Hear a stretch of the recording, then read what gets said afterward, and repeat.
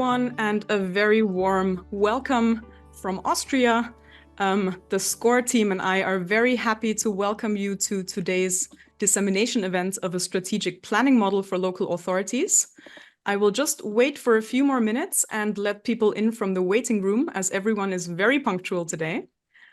And we will get started right away. Just a quick information, there is interpretation available. So if you would like to listen in Spanish, you can do that. Para nuestros participantes hispanohablantes de hoy, haga clic en el símbolo mundo en la parte baja de su pantalla y les seleccione español para escuchar y participar en todo el evento en español. Welcome, everyone. All right, if I could just ask my colleague Anna to take over the waiting room administration, then we'll get started. A very warm welcome to this strategic planning model dissemination event. Very happy that you've joined us today. We're expecting over 100 participants from over 10 countries from all over the globe, actually. So looking forward to some very intense discussions in the breakout rooms. I will give you a very brief overview of what we will be doing today. I will give you a very brief introduction about the project, about the context that we're doing this in. You will hear some inspiring speeches from practice that focus on cross-sector collaboration. And this will really lay the groundwork for the presentation of the planning model that we have prepared for you. After that, of course, theory is one thing and a model is one thing, but we want to provide you the opportunity to try it out yourself. So, sorry, I hear someone who is not muted. Let me just mute them, sorry. So we want to try out what we're talking about. We will be moving to 2 parallel working groups, one in English and one in Spanish, and there will be 2 case studies for you where we can try out the model. And after that, we will come back to the plenary, have a bit of discussion, and you will receive access to the planning model, and we can have some discussion if there is time. So as you can see on the screen, there is translation available. There is live interpretation. Click on the globe at the bottom of the screen and you can find it. So our objective today is to speak about the role of sports in combating racism, racism in sports and racism in society that we can fight against through sports. And we are part of the big European SCORE project. This is a SERV-funded project that runs until November 2024. So we are in the last phase of the project now, where we're really disseminating the information that we've gathered, sharing our tools, sharing the lessons we've learned with you. And the main objective behind this entire project is really to create a big coalition of European cities who commit themselves to using sports as a tool against racism. So we have several actions that we do to reach this objective. And this dissemination event, actually for local authorities specifically, is already targeting one very specific target group that is crucial, of course, if we're speaking about creating a coalition of cities. So I'm very glad that you're all here today. I'll just quickly introduce all of our partner organizations. We have a very colorful and diverse group of organizations who are in this project. We're led by the Oberachse, which is the Spanish Observatory of Racism and Xenophobia, part of the Ministry of Inclusion, Social Security and Migration. And in total, we're 12 partners from 6 European countries. And I'm speaking to you from the Center for Human Rights and Democracy in Graz. So our role, my role, is to kind of add the human rights perspective to these discussions. We also have partners from academia, from governments themselves, etc. And you will hear more from them in the breakout rooms. So without further ado, let's jump right in. Feel free to use the chat to introduce yourselves. I can see that some people have already used it. And it would be lovely to see where you're all from. So today, our starting point of this discussion really is a very crucial distinction that we make.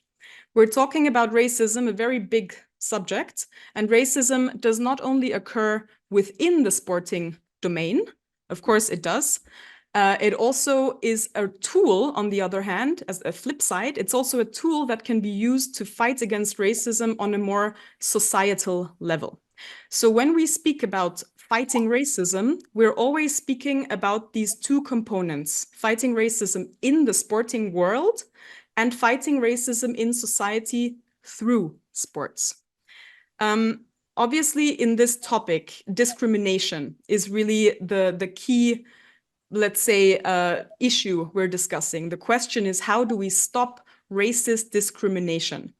And discrimination has several facets. And equally to these many different facets that discrimination has, the solutions need to have several different facets and several different viewpoints, let's say, access points that they use to solve the problem. And these are, they need to create equality, inclusion, equal opportunities, and equal treatment. So this is a very complex task. It's not an easy thing to do. And this is kind of already paving the way to this planning model, because we can already see that it's a huge topic requiring very diverse solutions and diverse aspects to actually solve it in a sustainable way. So to immediately move to something very practical, I would like to begin by sharing or inviting Dolores Galindo, who is with us today from Madrid. And she will share with us one example of a very positive project and initiative in Madrid that is working at this very intersection. Dolores, I'm very happy to welcome you here. You have between 10 and 15 minutes, as unfortunately the second speaker could not join us today. And we're very happy to hear about your experience in this very crucial field. Over to you, Dolores. Hello, I hope that you can hear me. Because I have some inputs that say that it is an unstable connection, but I will try to go on and to share important things with you that are related with our football project. When we started 10 years ago playing football, we discovered that the kids that were playing with us in Lavapiés, in the heart of Madrid, in the city center, were abused racially, verbally abused. They were insulted. This was a discovery for me, and it was also a point of engagement and of commitment against racism. It was, as I said, 10 years ago, and what we started thinking is, who can we speak to help us to change that? We thought that it could be very harmful, of course, to receive that insults, but we didn't suspect all the magnitude of the problem, because at the beginning it was insults. It is terrible, but what we discovered through the years, it was that insults also have something more after that. What we discovered is that some of these kids that were insulted and racially abused would not have the same opportunities as other kids. They wouldn't have the same opportunities in education because they were looked as different, and that would make them difficult to access to the same level of opportunities. I mean, when a kid when the kids that were from African descent started high school, many of them were expelled. That meant that they would be for 15 or 2 or 3 weeks, 15 days or 3 weeks out of school. That was quite terrible, because they were exposed to less opportunities, of course. And the reason for being expelled was that the people in the educators were thinking that they could be involved in violence, and that was the seed of violence, because they were hosted by other kids that were out of the school too. So that was a path to marginalization, and that was also this effect that is studied in many places, that is Pygmalion effect. The Pygmalion effect says that you build what you think of the other, and that's what we have experienced it and seen in our neighborhood, that it's a very diverse neighborhood. It is a place of conviviality. There is a big and strong conviviality, and also a place of super diversity. That means that we don't have only different national backgrounds, but also we have a high level of diversity in many aspects. Not only diversity in terms of national backgrounds. In our teams, we have more than 50 different national backgrounds, but also in terms of the structure of the family. A lot of the families, for instance, in our club are with just one parent, or maybe they are with kids that are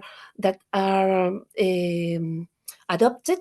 And well, there is a big diversity in economic terms, in cultural, in many terms, and that's for us is a big value. And what we want to share with our football club, with our experience, is that if we can have our kids being conscious of that their value is their culture, their differences, that that differences make us unique, and that's important, and that our culture, no matter if it's whatever culture that adds value to the host country, that's important. At the beginning in the school, we discovered that well, in Madrid, it's very important to have bilingual education, but of course English, as all over the world, is the language that is used for well, for being able to communicate to each other through countries. But this is important, and of course, but it is also important that other languages are valued. In our club, we try to understand a little bit of and to use a little bit of every language to welcome children and to welcome people. And also, what we think it is our specialty is to have this conscience of diversity, and also to give the kids and the participants the advocacy power to tell them that they can change things, and to tell them that their stories matter. And that's what we do with our tournaments. For instance, the National Museum of Anthropology tournament. This is a tournament that we play for and we organize for 5 years, and this is a place of sharing and praising diversity, and also refugee sport as home, and football as home, because football is the common language for many of our players, and well, this is the focal point. And but in and at the end, what we most sorry I don't know if you are hearing me. Okay, I will continue. Sorry, but it is like well, what I wanted to say is that when we discovered what racism, how racism was affecting our players, we started collaborating with other institutions.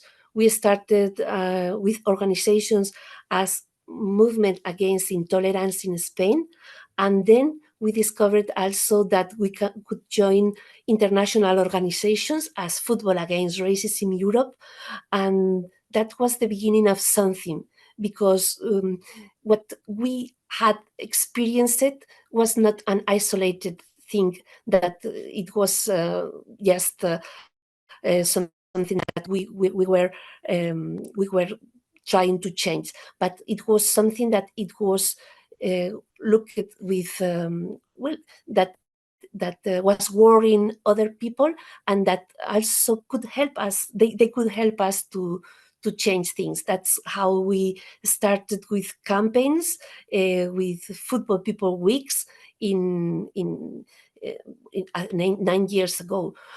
And also, it is a beautiful experience because we not only could change things in our teams, but also in the city, because thanks to some of the campaigns that we created and that we shared with pictures, photographs that some journalists took of our project, we could change a place in the city center, a place where we play football, and that thanks to these images we created an exhibition, and the city council thought that it was a nice place to play football, and then we were able to play football there.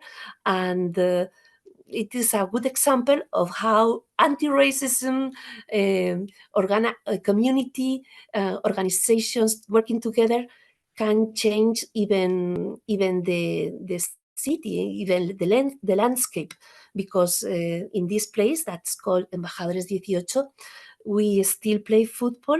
We've been recently able to change the pitch that was quite broken, and well, we've been able to play football, and also to bring more diversity to the place, because it was difficult to play also for girls. In football is a sport that in Spain is a play. It's for males mostly. It is not that it is for males, but that it's played mostly for men. And in this place that we built thanks to these anti-racist campaigns and to this football project, we were able also to bring diversity, to bring women playing football there, women from Morocco, women from many places started playing football there. So we could play football with people from all over the world. We also started a project with women, and now we have 2 projects with queer people. So the lesson of all this is that diversity helps everybody. It's good for anyone, and that also that we have to fight against racism, because the effects are devastating for kids, for old people too. But what we work with children, and what we can see is that opportunities cannot be denied to children, that their evolution, their education, their opportunities for being the person that they can be are affected terribly by this issue. So we have to work to change that. It is so obvious for us after these 10 years that that racism is present in our societies, that can be changed too, that we can have an effect, that we can have we can reverse it. And the same way that in girls football, we can see that what happens in our fields can change society. The same thing should happen also with racism, that sport and football could be a place for change for society. And I'm sorry because I don't know if you heard me, and maybe not. I will finish here. Thank you, Dolores. Thank you very much. We could hear you perfectly. Also, your video worked. It didn't work in the waiting room, so we're very happy that everything worked out. Thank you for sharing this experience, because I think it's such a best practice example, isn't it? It showcases the unifying role that sports can have. You mentioned how it was possible to reach so many target groups that are actually hard to reach, and what you explained really kind of awakens the sense of togetherness and working together to achieve something and to really build a community together. So thank you very much for sharing that. I think that's a very good inspirational starting point for us, because when we now think about examples like this, there's a lot of examples that are successful projects of initiatives or individuals or organizations who are becoming active in this field. And it's very much events like this that give us all the chance to get to know each other and to learn about what we're doing. But what we've noticed in the SCORE project is, also in the feedback we've received, that there is really a lack of bridges that effectively bring these initiatives together well, that enable a kind of streamlining of these initiatives. And this is actually where our strategic planning model comes in. So as I mentioned, the second speaker unfortunately couldn't come, so I'll take this to jump right into the presentation we're having now. Basically, the strategic planning model that we've developed in SCORE is based on a big survey that was conducted among stakeholders from all over Europe about the different challenges they face and the different gaps they face that hinder them in doing the work that they're doing even more effectively. So this enabled us to really synthesize and find gaps where someone can become active. So who is this someone that could become active in making a streamlining of all of the great efforts that are happening at the local level? Well, for us, this actor is the local authority. Dolores mentioned it in her presentation as well. The city council got wind of what was happening and enabled the place and provided support. So this is just one example of how a local authority can actually take a very active, supportive role in bringing together what happens at the local level. So the strategic planning model is basically a structured guideline on how local authorities across Europe can develop sports as a tool to fight against racist discrimination. It's, of course, not a blueprint. So there is no one-size-fits-all solution. Every solution has to be adapted to context, has to be adapted to local resources, has to be adapted to the stakeholders that are active. But it's a guideline. It's a way of thinking. It's a way to frame and conceptualize initiatives that has the goal to bring people together and create an inclusive environment that protects the rights of everyone in a city and to foster social cohesion. So these are very high goals. They're underpinned by a conviction of human rights and equality, of non-discrimination. And what we've done is to take an established model for collaboration. It's called the collective impact framework. And we have worked with this model and used it to create this guideline for local authorities. It focuses on bringing stakeholders together, addressing the needs of the community that arise. This helps to demonstrate accountability of the local authority. And last but not least, it's a way to very concretely influence policies at the local level. So I would like to explain to you in very short terms how this works. And in the breakout rooms, as I mentioned, we will be simply trying it out. So putting on the glasses of the model and trying to solve a hypothetical problem. So the starting point, as I mentioned, is racist discrimination at the local level. Racist discrimination, it's not only a problem that exists on all levels of society, it exists first and foremost at the local level, in front of our doorstep. It undermines the key functions of a city. The key functions of a city are, it is a democratic institution. The racism and discrimination effectively excludes entire groups of people, hinders public participation. This erodes the democratic process. The city is an agenda setter in many ways. Having racist discrimination very present in society also kind of shakes the trust in the city and in the city government as the very first local entity that's the closest to the individual. It has a lot of negative aspects. It has an economic effects. It has social political effects, etc. I don't need to tell you this. What I'm saying is it's so pervasive and it's so sincere. And it's a human rights problem. It's not just an ideological thing. It's really a violation of basic human rights. And this necessitates very urgently that somebody will take the lead, basically, and make strategic interventions. So we all can agree across Europe, this is a problem. There's countless studies alerting us to this, and this problem actually with time is getting worse. So the requirement for strategic intervention is here. Now, where does sports come into it? Actually, I'm just going to repeat what Dolores was saying. Sports has such a positive effect on bringing people together, as was showcased in this example. It's a common language, it's teamwork, it's shared understanding, it's working on something together, promoting values, and it does not require boundaries play no role. There's no linguistic boundaries, no cultural boundaries, nothing. Everything is taking place within the team. So there is very high potential there. And there is also potential for this to be capitalized on as a strategic tool for cities.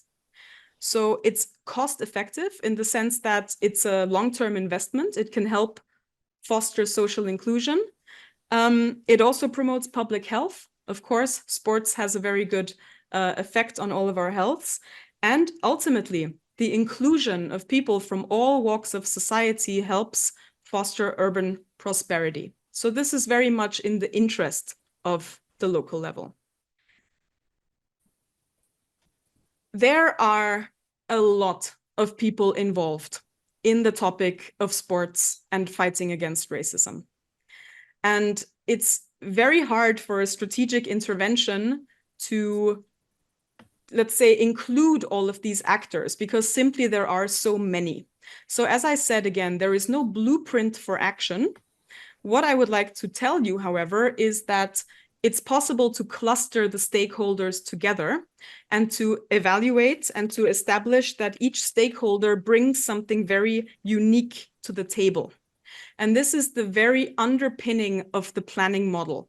The planning model capitalizes on the fact that there are stakeholders that each bring something new to the table, new resources, new access to networks, new expertise.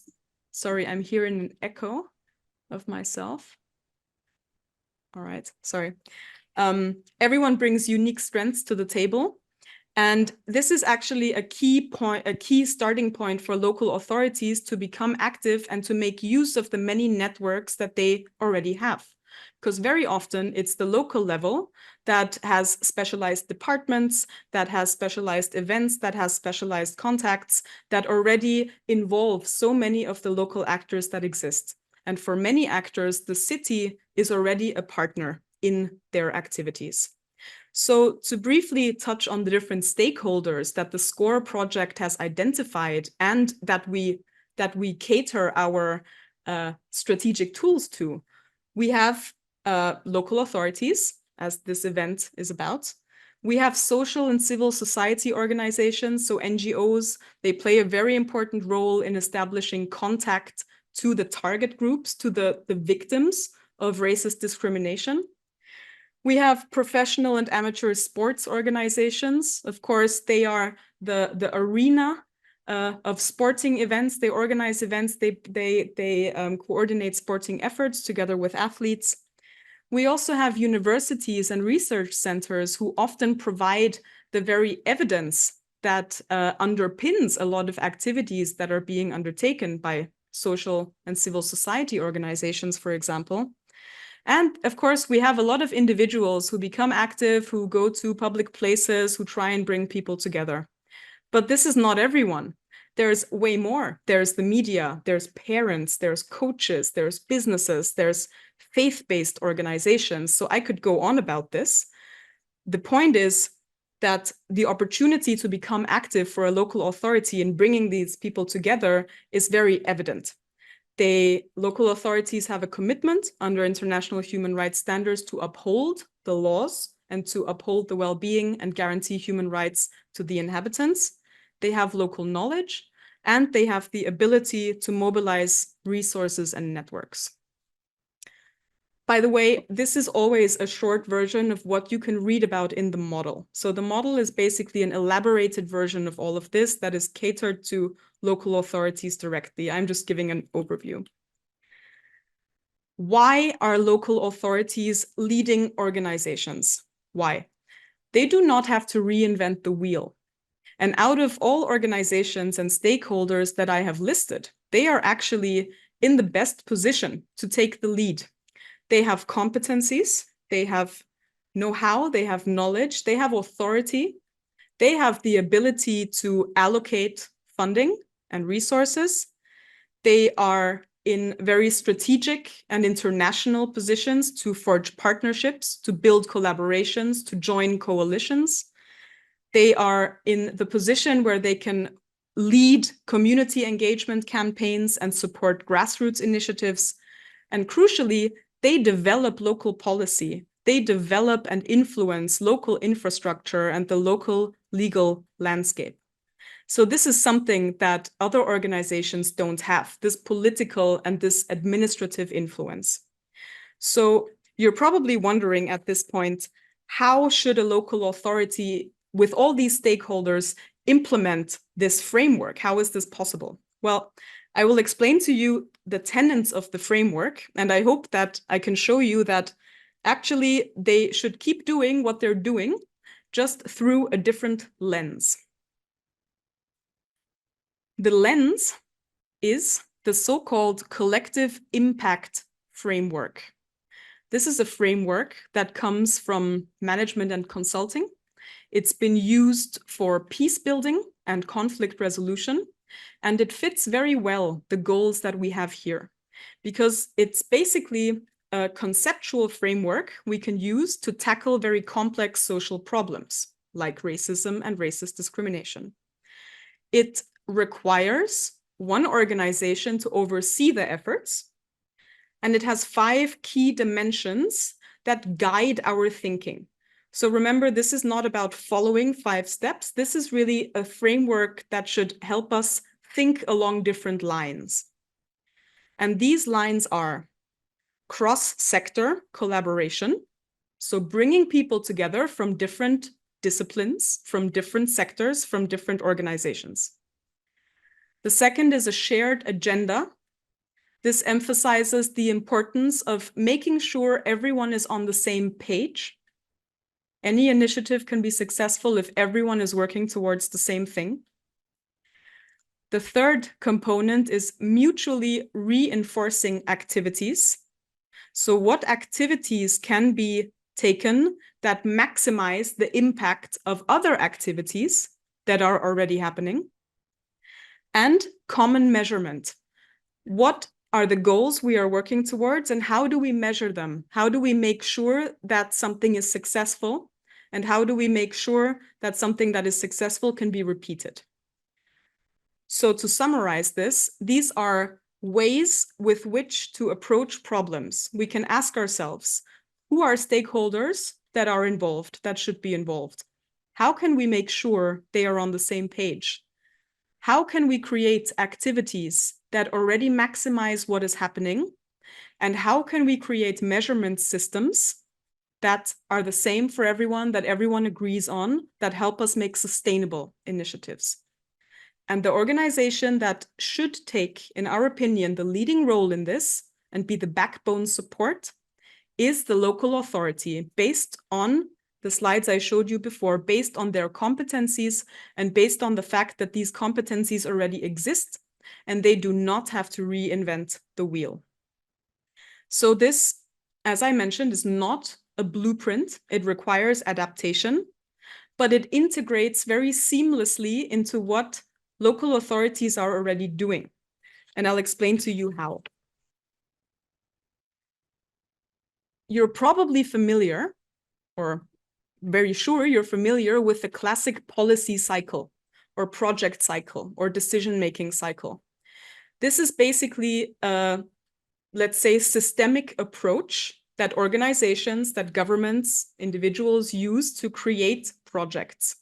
And it's always the same couple of steps. There's some versions that have 5 steps, some have 4 steps, some have 8 steps, but it's always the same thing.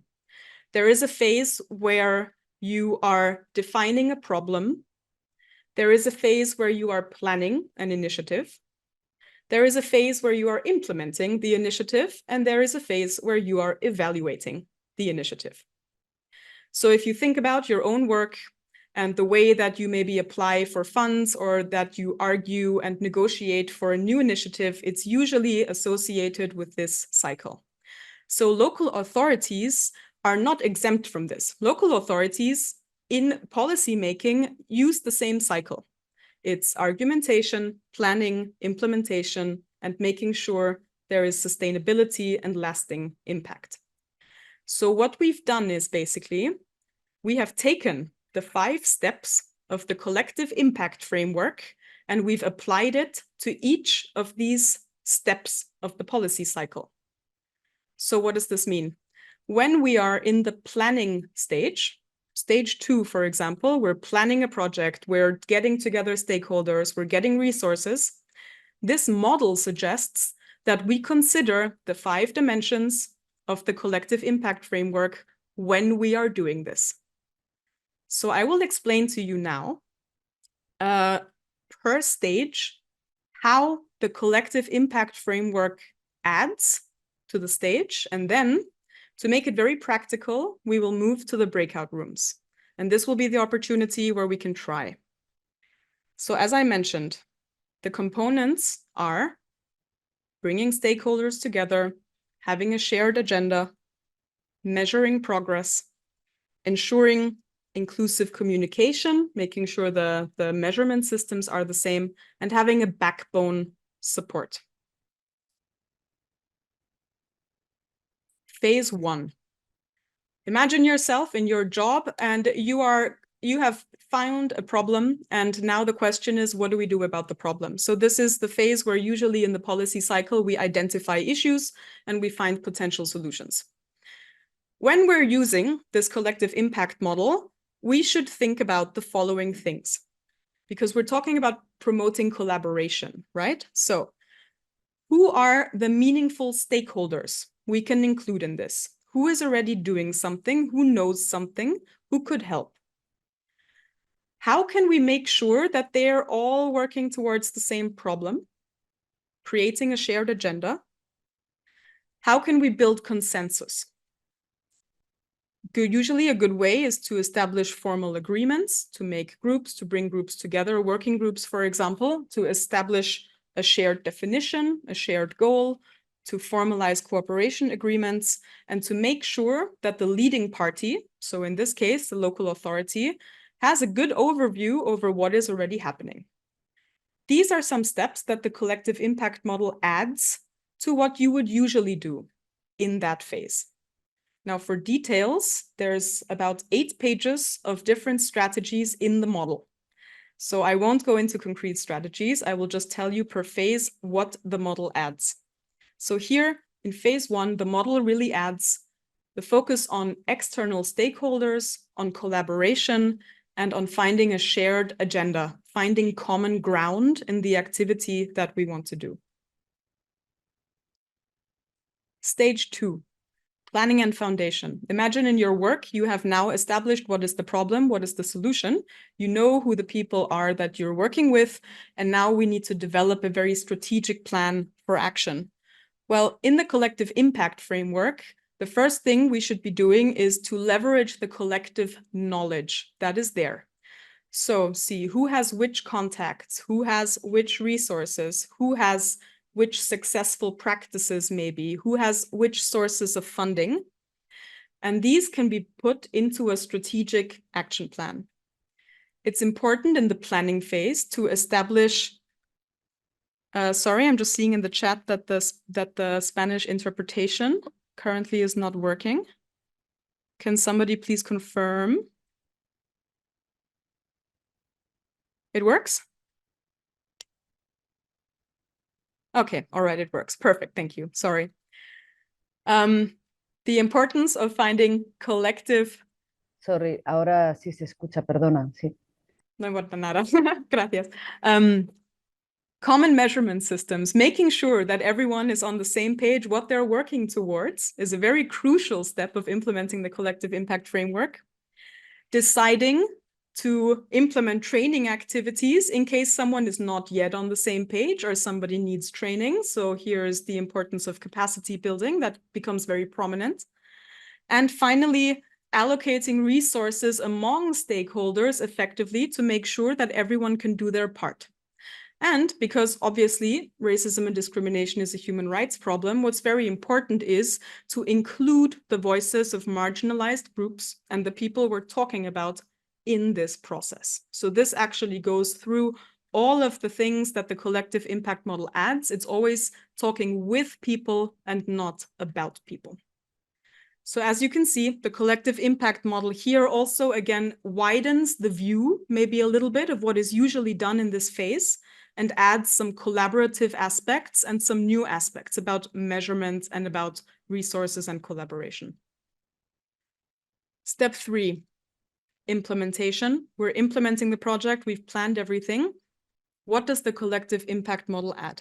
Well, it's very important when making projects that these projects work with what is already there. There are tons of projects in a lot of cities. SCORE has created an interactive map that shows a lot of projects happening across Europe, but it's extremely important when we're implementing them to know what is happening on the other side of the street and in the next district, and to make sure that the activities that are being planned reinforce each other and don't take away from the same resources and don't try to always target the same people. It's important to communicate. And mostly in this phase, it's important to communicate on an ongoing level. So to create communication channels and to engage the community and to engage people to make sure that there is a feedback loop so we always know if the project is working out. Again, remember, this is the local authority that should be taking the lead.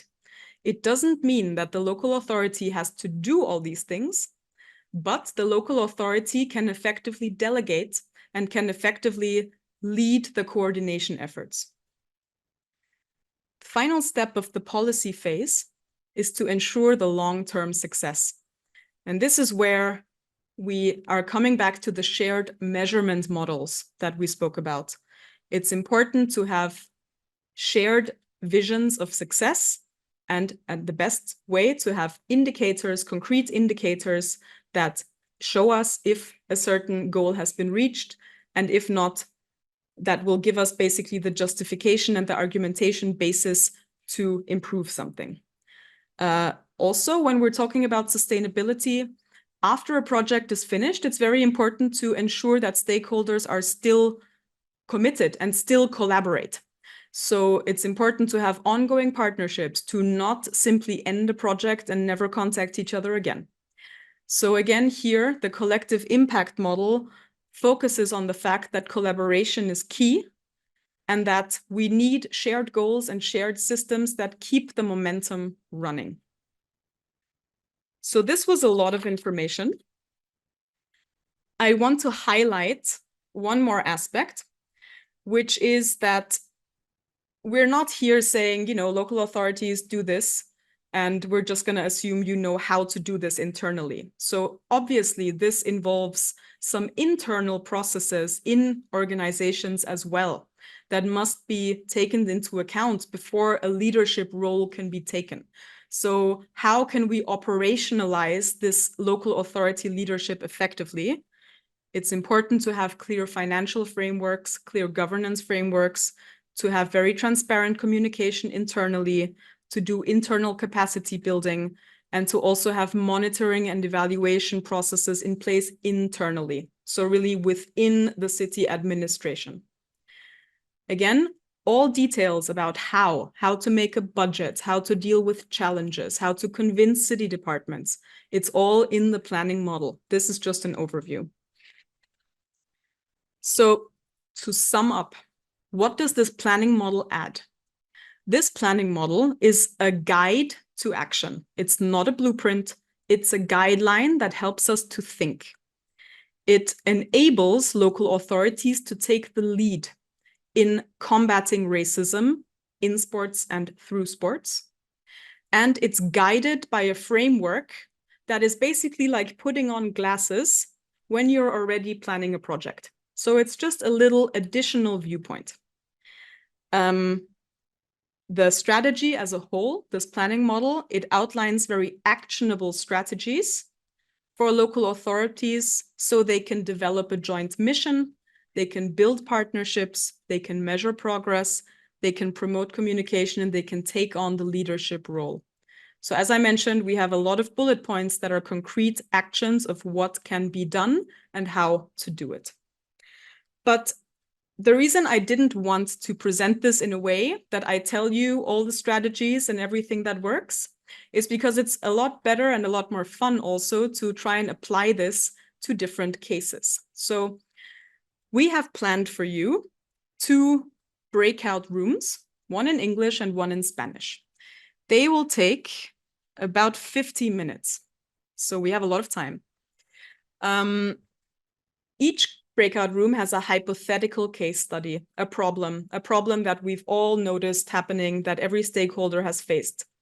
And our dear moderators, Ekain and Noemi for the Spanish room, and Anna and myself for the English room, will walk you through this case study and encourage you to apply the model, to think along these lines, and we will collect strategies. There's no right and wrong. We're just collecting strategies and we're reflecting on how it works. So right now, I will open the breakout rooms.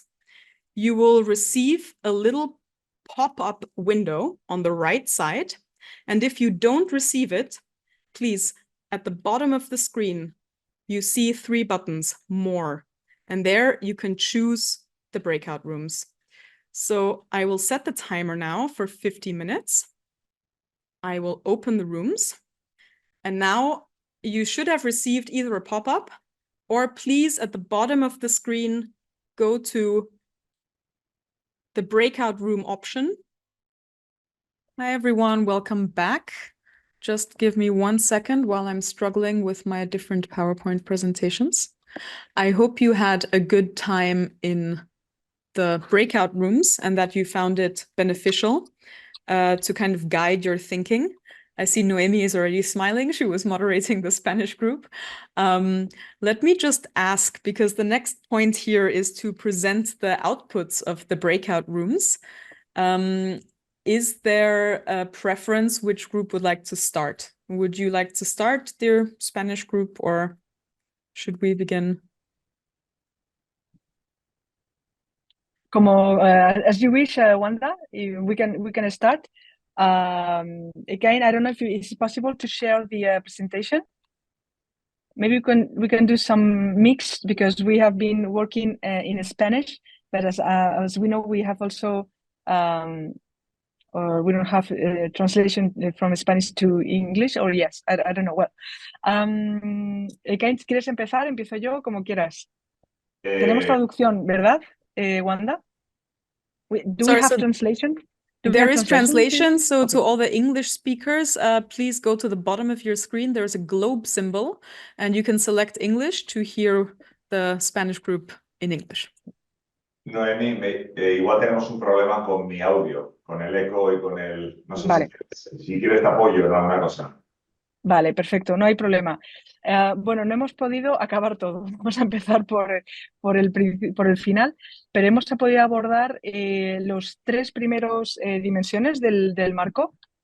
Ha sido muy rico y la verdad es que tenemos bastante feedback de todos los participantes. Y como veis aquí, hemos ido tomando notas. Perdonad que tampoco podamos traducir todo al mismo tiempo. Voy a hacer realmente un resumen. Wanda, ¿cuánto tenemos? Porque si no nos podemos enrollar mucho. How many time do we have to do the Let's say between 4 and 6 minutes. Okay, so for the first, for this dimension, as you can see, we have tried to identify the different actors that we have. Hemos tenido que identificar, perdón por el lío de idiomas, los diferentes actores más importantes para abordar el racismo en este escenario. En el caso concreto en el que teníamos un barrio, creo que era el mismo que el vuestro, un barrio muy sesgado con un programa infantil juvenil de deporte, donde no había esta diversidad étnica y donde realmente había prejuicios entre los distintos grupos étnicos.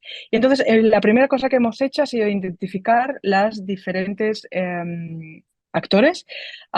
Primero, he visto que las familias de los chicos de los inmigrantes son un actor fundamental también para movilizar y para entender también cuáles son sus expectativas. Como veis aquí también factores multiplicados para promover la diversidad en los clubes deportivos.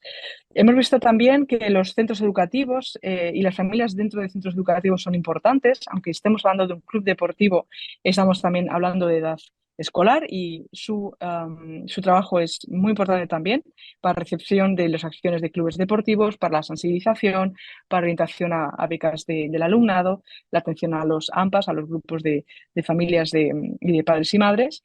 También las entidades sociales del enfoque de trabajo comunitario, que es muy importante y que son agentes aliados de los clubes deportivos. Las federaciones, por supuesto, a veces encontramos que no están tan presentes en ese tipo de movilizaciones. A veces son un poco las que no sé si ellas mismas ponen más barreras o dificultades, pero sí es verdad que a veces por el hecho de que tienen esa visión dual entre el deporte federado y el deporte escolar, encontramos también esas barreras, ¿no? Y en ese caso, pues serían actores a los que hay que movilizar. Por supuesto, todo que sean también recursos municipales públicos y no solo los actores sociales, ¿no? Porque muchas veces asociamos la inmigración solo únicamente a las entidades sociales o de ayuda social. También todo lo que tenga que ver con el desarrollo en tanto que ciudadano es importante movilizar las autoridades locales, como veis, y los servicios sociales. Bueno, creo que me pierdo un poco en mis notas. En esta primera parte también hemos hablado sobre todo el trabajo de autoridades en red, de esa gobernanza multinivel y de que toda la representación de diferentes grupos, sobre todo aquellos que no están teniendo voto y voz en los grupos de discusión y de decisión local, municipal, estén presentes. Y hemos abordado también perspectiva de género, incluso libertad religiosa, como en el caso del deporte o del Ramadán actualmente. Si pasamos a la siguiente dimensión, aquí hemos abordado efectivamente la agenda compartida, es decir, nos vamos más a la parte más política, más de decisión y de objetivos realistas, ¿no? Todos queremos la integración, es un consenso en la narrativa de todos los actores, pero concretamente sobre qué elementos de esta identidad o de esta narrativa podemos estar de acuerdo, ¿no? Hemos hablado entonces de esta dualidad de nuevo con respecto a la práctica deportiva de deporte federado, pero donde sí hemos estado muy de acuerdo ha sido sobre el tema del punto de partida. Tiene que haber un diagnóstico sobre qué es la necesidad, cuál es la necesidad de cada uno de los actores. Muchas veces estos programas deportivos carecen y tienen dificultad para ponerse de acuerdo simplemente porque no están hablando, no tienen los mismos objetivos. Entonces, lo primero que hay que hacer es pasar por trabajo de diagnóstico, de comprensión mutua, de negociación de esos objetivos básicos. Estoy leyendo también rápidamente, comunicación potencial de vidas de chicos y chicas, los casos de éxitos también, lo hablábamos, casos de éxitos para construir también un nuevo imaginario, ¿no? Efectivamente, la representación de jugadores y de deportistas de orígenes étnicos diferentes ayuda también cuando hay un caso de éxito a identificar si estos chicos adolescentes en esta época, en esta etapa de su vida, es muy importante, ¿no? Otro elemento importante también en esta agenda compartida es la formación en la diversidad, es decir, los agentes deportivos, agentes que están en las instancias deportivas, entrenadores, educadores deportivos, tienen también que formarse y tener esa base de sensibilización con la cuestión de diversidad para luchar contra los prejuicios, las ideas preconcebidas. Y, por supuesto, los árbitros también estoy aquí leyendo. Y, pues, también ideas que nos han compartido sobre guías para implementar proyectos deportivos inclusivos y redes municipales de experiencias exitosas también que puedan inspirar a los demás. Y acabo con la última. ¿Qué actividades? Aquí hemos tenido un poquito menos de tiempo, pero bueno, básicamente hemos ido más a la idea de acción concreta. ¿Qué puede hacer, sobre todo, ese apoyo estructural que es la autoridad local, que es el ayuntamiento, el municipio, a través de acciones concretas para reforzar mutuamente esas actividades entre sectores, ¿no? Por un lado, sistemas de becas para la práctica deportiva, como veis aquí, tanto en clubes deportivos como el propio sistema público deportivo, subvenciones también para licencias federativas. Sabemos que todavía y que sigue siendo una barrera fundamental también para formar parte de los clubes, porque las licencias federativas son caras. Otra idea también sería crear una especie de receta social en vez de los servicios sociales también para el mundo deportivo. Importante también las figuras de mediación deportiva, como veis también. Y también, efectivamente, pues todo tipo de programas de escuelas de acción de valores dirigidas a la comunidad deportiva, que es un poco también el target de la población diana a la que nos queremos orientar, que necesita efectivamente pues, tener más sensibilización y más trabajo de mediación, y así como de programas de pares y de mentorías entre adolescentes, entre jugadores de la misma edad. Y no nos ha dado tiempo a hacer la medición, pero bueno, hasta aquí hemos llegado. Gracias. Wow, this was very rich. Thank you so much for facilitating this Spanish group, Ekain and Noemi, and for providing us such a good overview. I think it really underlines the fact that when people come together, there is really an endless amount of ideas and suggestions that could be followed. And I think that this really underlines also an added value of this model, which is basically to gather as many ideas as possible and to then see what works best. So together we are stronger, we could say. I'd like to quickly share my screen again. Our notes are not as beautifully bullet pointed, but I will do my best to very quickly run you through our outputs. So our scenario was a fictional city of Valoria. Valoria is very multicultural, but they have a very traditional volleyball team. And this volleyball team, it's the big pride of the city. Everything is going well. Everyone loves this team. However, the team is quite white, and the fan base as well is quite white. So they do not really reflect the diversity of the city. And an incident occurred, which is that during a friendly match, there was an incident of racist slurs and harassment by fans towards women, refugee women players in a friendly match. So this is our scenario. There's discrimination from fans towards friendly players. So the question is, what can the local authority do to become active in this regard? We started our discussion, as you did, by talking about cross-sector collaboration.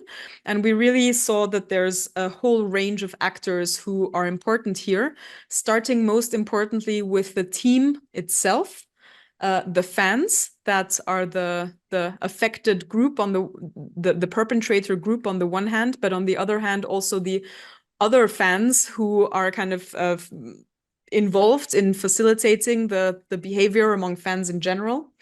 But we also have community organizations that work together with the target group, so with Muslim women, refugee women who were discriminated against, faith-based organizations and their leaders, neighborhood leaders, so really actors who should be involved because they have direct access to the victims of this racist discrimination. Another key a group of actors, I would say, that would mentioned is in the sporting scene. So we have on the one hand the athletes, but also the sports federations and the hosts of the sporting events that are really in the responsibility to provide codes of conduct, for example, and strict rules for fair play that should be adhered to. A very important suggestion, I thought, was also to consult very early on mediation and conflict resolution services. Sometimes this already exists within a local authority, but to kind of involve them from the beginning to establish common ground in the discussion and in the problem, to make sure that the goals can be best steered towards a solution that benefits all. So we have on the one hand the fans, the sporting institutions, the athletes, but also the victims of racist discrimination and organizations that help us to reach them. So these are the stakeholders. By the way, if anyone from the group has any additions, please don't hesitate to just interrupt me. Shared agenda. How do we get to the stage where everyone is pulling on the same thread? Well, we said basic agreements on like fundamental benchmarks would work best. So agreeing that the number of racist incidents should decrease, first of all, agree that the problem shouldn't get worse, and also really develop policies around the sporting scene that provide a kind of common legal basis according to which to act. So this means that providing incentives, having sanctions towards racist behaviors, and regulating that on a policy level, and to also publicize this. So when someone adheres to a common standard and a shared agenda of making sure that there are no more racist incidents, to really publicize this and to make sure that everyone who's entering the stadium knows that they are entering a space where this is the case and where these values are upheld. So we have elements of publicity here. We have, that as benchmarks, basically. Another thing that was mentioned is a code of conduct within a club. So to also have a collaborative process here and to make sure that all stakeholders are involved with creating and implementing that. And this ties in a little bit to the last sustainability aspect as well, but to build on surveys and informal contacts to get feedback about what are the issues even. So when it comes to a shared agenda, to really make sure not to just focus on one isolated thing, but to make sure that we know the kind of general landscape in which an incident is occurring. Mutually reinforcing activities. The discussion is very rich, so it's hard to summarize, but basically listen to the needs of the people that we're working with and working towards, recognizing the fact that any awareness building activity is not isolated, but it's always linked to attitudes that are linked to attitudes in broader society. So when we make activities, these should include the perspective that also social attitudes in general must be adhered to, basically, in initiatives. Also, punishment is a last resort when it comes to racist incidents, but is definitely something that within the broader society is a lever of action, let's say. A very important point with activities is also to engage athletes and the media so that they can publicize what is happening. If there are events taking place, if there are initiatives or trainings or new, more inclusive events taking place, that they publicize this and make sure that the general public is aware of it. And finally, we emphasize the importance of a continuous timeline to make sure that any activity is not in isolation, but actually works on a common timeline to ensure that there are no one-off initiatives, but that they are happening on a regular basis. Sorry if this is a bit disjointed. Shared measurement systems is the final point. And here was basically how can a local authority facilitate gathering data, quantitative and qualitative data. And we spoke about partnering with universities and research centers to help with this methodological aspect, to make sure that it's included from the very onset, to gather stories of victims and experiences, and to really make sure that in a feedback mechanism they are included, but also to work with numbers. So in racist incidents, it would make sense to create a monitoring and reporting system that really show numbers. How often did something occur? Is it less now? So here we spoke about kind of establishing the framework conditions so that feedback can be enabled. And one important aspect here was to have in a sports club, for example, an ombudsperson, or a person who is appointed specifically to deal with any future incidents and who kind of takes on this agenda of being the spokesperson and responsible person for anti-racism initiatives. So a broad range of ideas. Is there anyone from the English-speaking group who would like to add something? No? All right. Then let me just unshare my screen, switch the PowerPoint, and reshare my screen. All right. Here we go. So this was the quick presentation of group results. So we only have a few minutes before the end of this webinar, but basically the goal of this event was to not only familiarize you with the planning model, but also to get you to try it out and to see in what direction this thinking is going. So as I've mentioned several times before, this is not a blueprint for action. It's basically a document that has elaborations on different stakeholders at the local level, how they can benefit the local authority in its activities towards combating racism. It contains the strategic framework and more explanations about how to integrate this planning model into the daily work of local authorities. And most concretely, similarly to what we did here just now in the working groups, the document contains a whole load of suggestions, of very concrete suggestions per element of the policy cycle, so per phase of the policy cycle, about what local authorities can do when they take the lead in bringing together the stakeholders at the local level. So they're very vast, they're very varied, and they're structured according to themes. So you will see this in the document. And we've also included a monitoring and evaluation guide, because of course, monitoring and evaluation, we mentioned to partner with universities, but often this is something that if this resource is not available, that can be done quite simply if you know where to look. So in this planning document, we have included a basic guide on how to conduct monitoring and evaluation of activities. And finally, I mentioned at the beginning of the webinar that, of course, we're aware of the fact that local authorities have internal procedures that kind of make or break whether or not they can become active in a certain regard. So there is a chapter on internal operationalization processes that gives some indications about which budgeting mechanisms and management mechanisms allow for simple integration of what we're proposing here. So this is a very complex document. It's about 50 pages, but it is a guideline and kind of an encyclopedia to check. You can find it for download by scanning the QR code that you can see. But if you attended this webinar, I will send you the PDF link for you to download. And so this is the official launching of the document. So if you have the opportunity to share it, to discuss it, to reflect upon it, please do so. Please feel free to share it, and also feel free to let us know what works. So we are very happy to hear from you in this regard.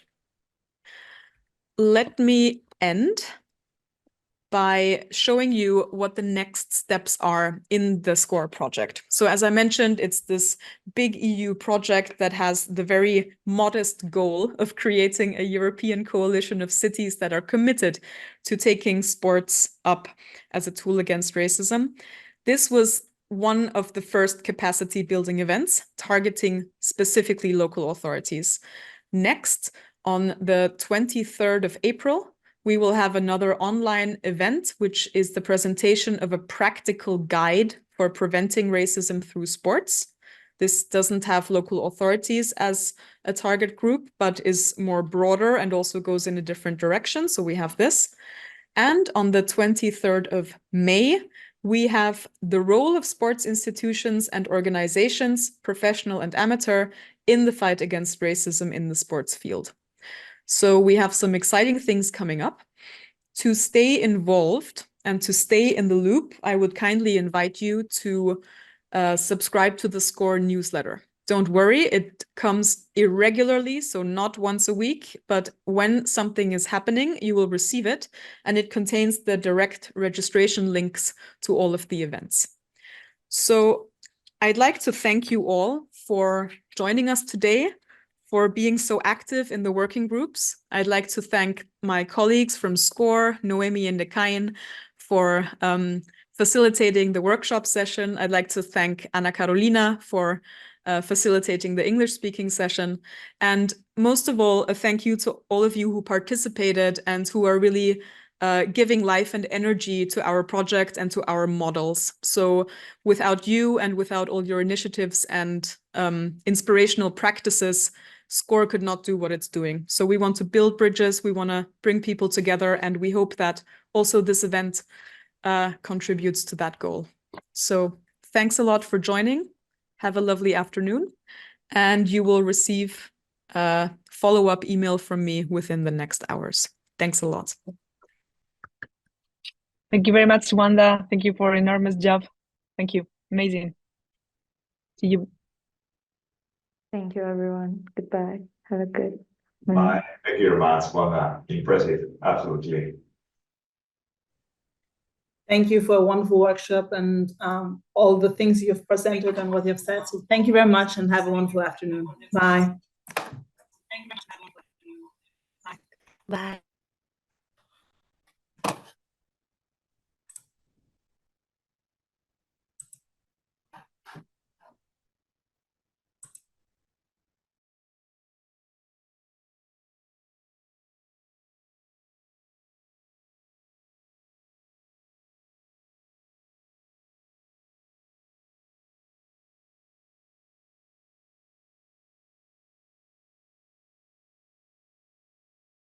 All right, I will close this room. Thank you for all your kind comments. And Anna, I will text you and I will save the chat and hope to see you all soon. Bye.